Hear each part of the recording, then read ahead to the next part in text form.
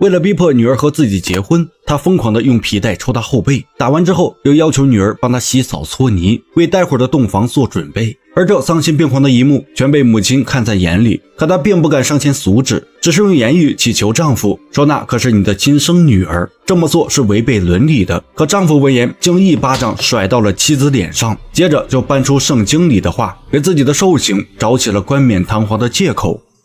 If any man thinks that he is behaving himself unseemly towards his virgin daughter, if she pass the flower of her age, and if need so requires, let him do what he will. He is not sinning. Let them marry.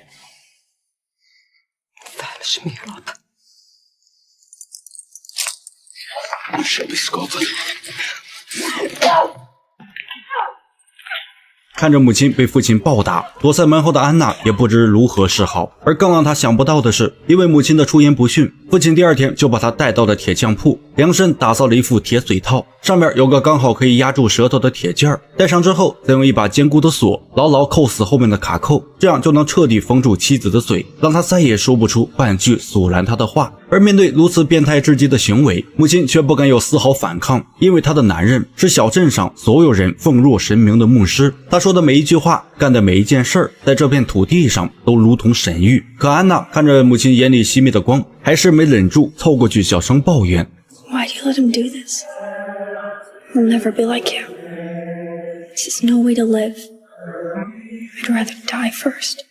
安娜的话彻底成了压垮母亲的最后一根稻草，她起身离开了座位，但却并没有走出教堂，而是等父亲演讲到高潮的时候，一根麻绳把自己吊死在了教堂门口的横梁上。安娜不可置信地看着这一幕，后悔像潮水一样淹没了她。可当他转头看向台上的父亲时，发现他脸上没有半分悲伤和愧疚，反而提高了音量，对着台下的信徒怒斥，说妻子的行为是对教堂的亵渎，死后必定坠入地狱，受永世的火刑。更让安娜心寒的是，母亲用死亡做的反抗，不仅没能救他，反而让恶魔父亲彻底没了顾忌。妻子头七还没过，他就闯进安娜的房间，很是郑重地告诉她说神明已经宽恕了自己的罪，现在安娜要代替母亲履行妻子的义务，甚至为了防止她大喊大闹，还拿出了母亲生前戴的铁嘴套，死死扣在了安娜脸上，然后便拿出求婚戒指，在安娜极其不情愿的状态下，潦草地举办了一场婚礼，拖着她就进了自己的卧房。安娜知道，如果再不想办法逃跑的话，自己这辈子就彻底毁了，可眼下能做的就只有假装顺从，任由父亲摆布。直到第二天清晨，趁着父亲还在熟睡，他光着脚逃出了这个如同地狱的家。他不知道前路在哪里，也不知道要往哪里去，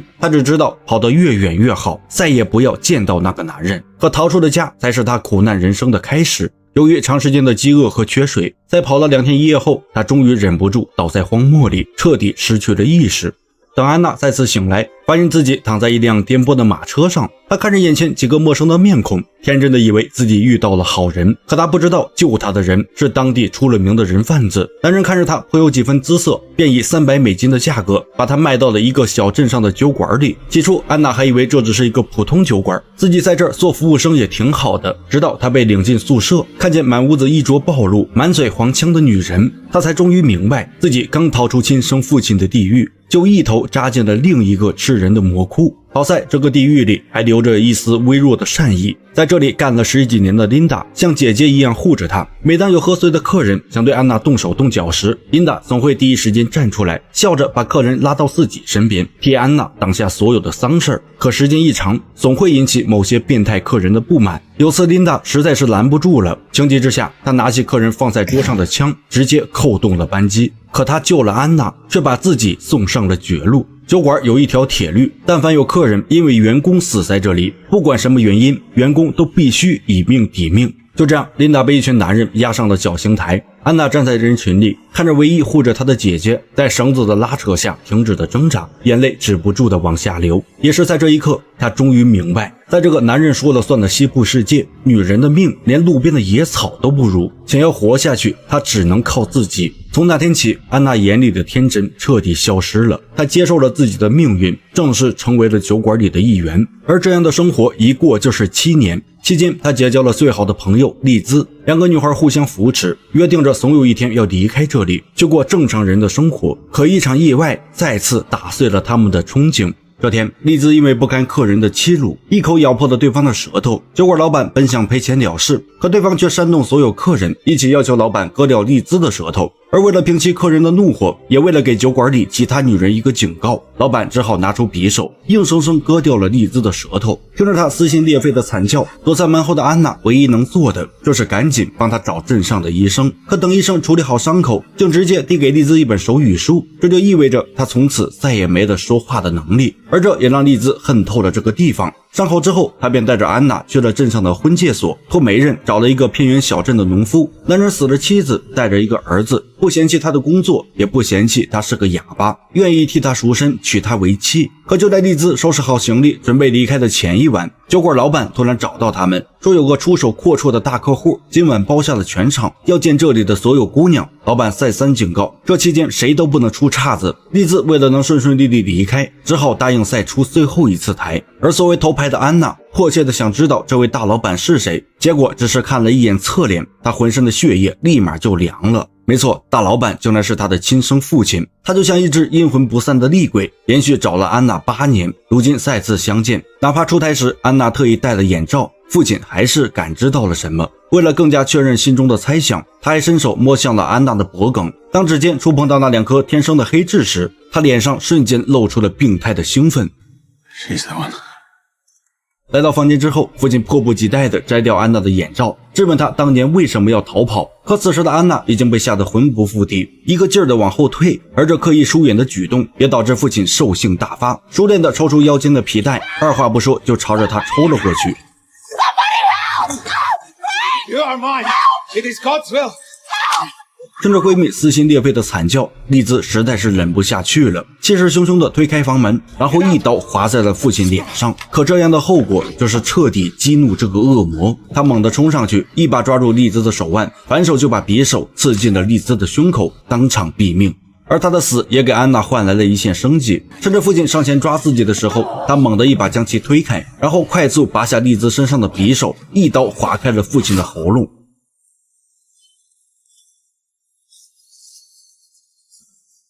为了逃脱法律的制裁，也为了彻底逃离这个魔窟，安娜想到了一招妙计。她先换上了丽兹的衣服，又把匕首塞进父亲手里，然后一把火点燃了房间，还特意烧毁了丽兹的脸，让所有人都以为死在火里的人是自己。她要让安娜彻底死在这个夜晚，然后以丽兹的身份活下去。为了确保计划万无一失，他还连夜找到镇上的医生，求他帮忙割掉自己的舌头。可医生做手术还行，这种故意伤人的事儿怎么都下不了手。安娜见状没有丝毫犹豫，一把抢过手术刀，对着自己的舌头狠狠割了下去。剧烈的疼痛让他差点昏迷，可他咬着牙一声都没吭。他知道只有这样才能真正成为丽兹，才能彻底摆脱安娜的过去。等伤口稍稍愈合，医生就给他找了辆马车，送他去了那个偏远的小镇，去见素未谋面的未婚夫。幸运的是，农夫是个温柔老实的男人，对待安娜尊重又体贴。农夫的儿子也很快接受了这个继母，日子一晃就是5年。安娜以丽兹的身份过上了她这辈子都不敢想的平静日子，不仅给农夫生了个可爱的女儿，还凭着自己曾在酒馆学来的接生手艺，成了镇上备受尊敬的稳婆。她以为自己这辈子终于能摆脱过去，安安稳稳地过完一生。可命运的玩笑从来都那么残忍。这天，农夫带着全家去教堂做礼拜，因为教堂里来了一位新牧师。可当牧师的声音从布道台上传来时，安娜整个人都傻了。她缓缓转过头，看向台上的男人，那张脸上带着一道狰狞的疤痕，不是别人，正是她以为早就死在酒馆里的父亲。当年那一刀竟然没能杀死这个恶魔。不过好在演讲结束的很快，以为自己没有暴露的安娜拉着家人就准备离开教堂，可刚坐上马车，旁边就传来了女人凄厉的惨叫。一个临近预产期的孕妇突然临盆了，情况十分危急，所有人的目光都集中在了安娜身上。她知道只要自己出手，就会彻底暴露在父亲的眼皮底下。可看着产妇痛苦的样子，她别无选择，只能硬着头皮走上前开始接生。可情况比她想象的还要糟糕，胎儿的头太大，卡在了产道里，产妇大出血，已经撑不了多久了。大人和孩子目前只能保一个。由于不能说话，安娜只能打手语，让身边的女儿问家属的选择。可产妇的母亲却歇斯底里地喊着，大人孩子她都想要。看着产妇越来越微弱的呼吸，知道再拖下去2个人都活不成，于是安娜没有再犹豫，直接动手舍弃了已经没了心跳的胎儿，拼尽全力救下了产妇的命。可他没想到自己救着人，反而成了罪人。当天晚上，产妇的丈夫喝得酩酊大醉，拿着枪冲到了安娜家门口，大骂安娜是杀了他孩子的凶手，说什么也要让安娜偿命。然而就在他要踹门而入的时候，安娜的父亲突然出现在了门口，并且只用了3言2语就把这个情绪失控的男人打发走了。为了表示感谢，农夫便把父亲请到了家里，还拿出了一瓶好酒招待他。然而只有安娜自己知道，父亲并不是来帮他的。果不其然，父亲趁着农夫去楼上拿东西，便悄悄告诉躲在门后的安娜， Do you know why I'm here? I'm here to punish you. Do you love this family? I've looked at your daughter. She's almost a young woman already.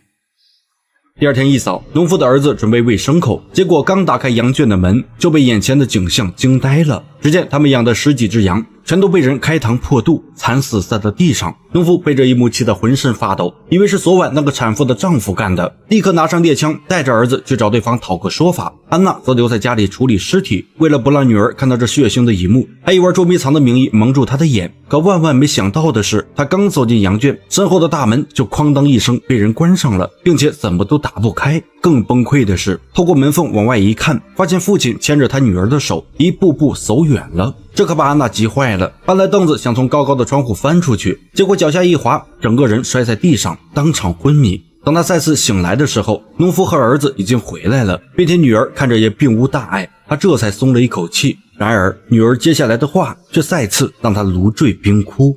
Mama, are you evil? The Reverend said you murdered a man. He says he's here to punish you, to take you back where he came from.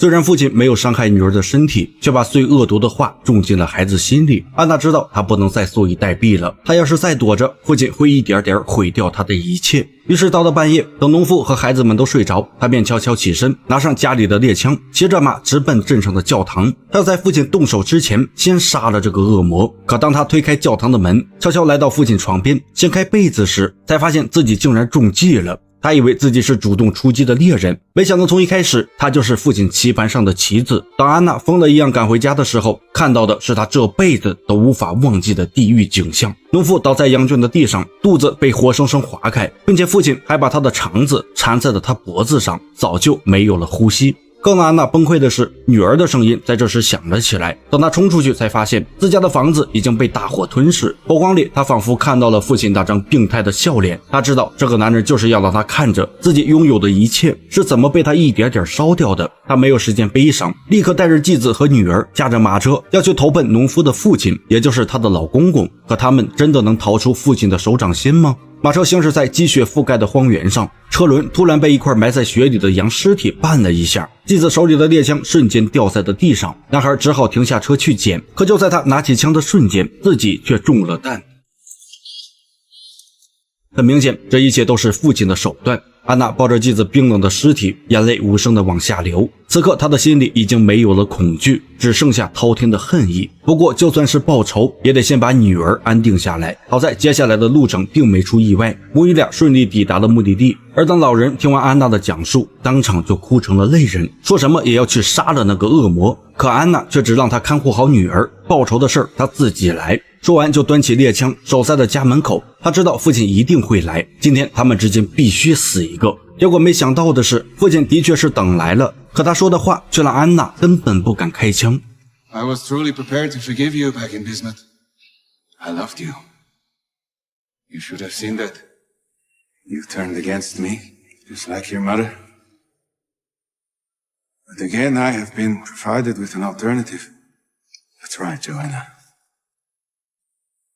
Your daughter shall suffer for your actions, and I will make you watch as I chastise her. And after that, you will witness how I make her a woman. You believe she is safe in there, and I cannot get to her. You left her alone, Joanna. Never leave your loved ones alone. You should know that by now.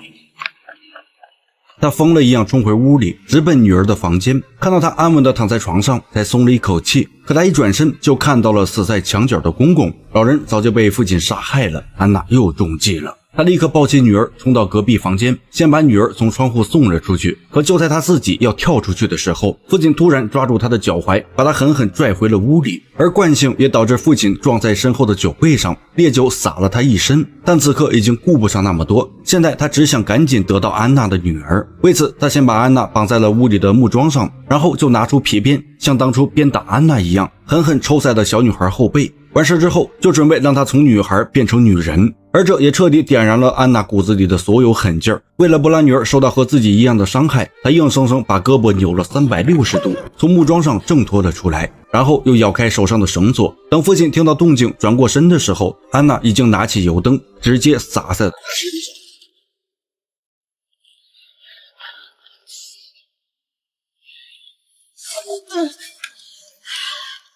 People think it's the flames that make hell unbearable. It's not. It is the absence of love.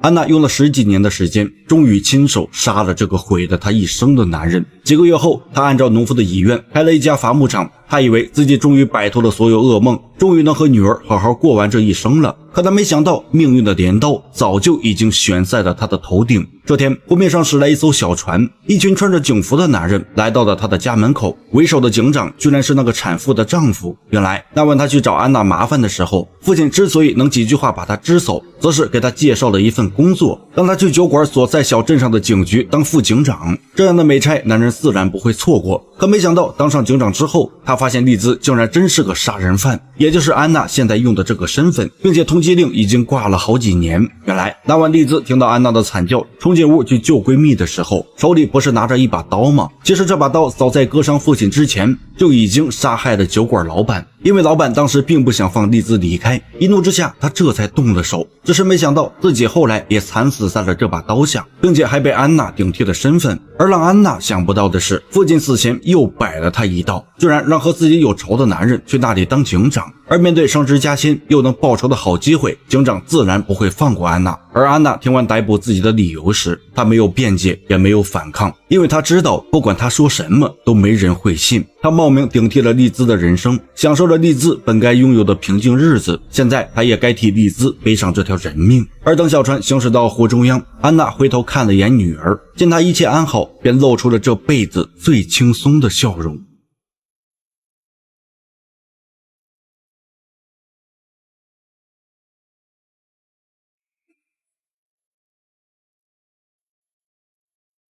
安娜的一生都在为自由而战，都在和命运抗争，一辈子都在逃离地狱，可最终也没能躲过命运的所有刁难，没能给自己一个圆满的结局。不过好在给女儿留下了一个没有恶魔的未来，甚至给所有被压迫的女性写下了最铿锵的2个字，那便是反抗。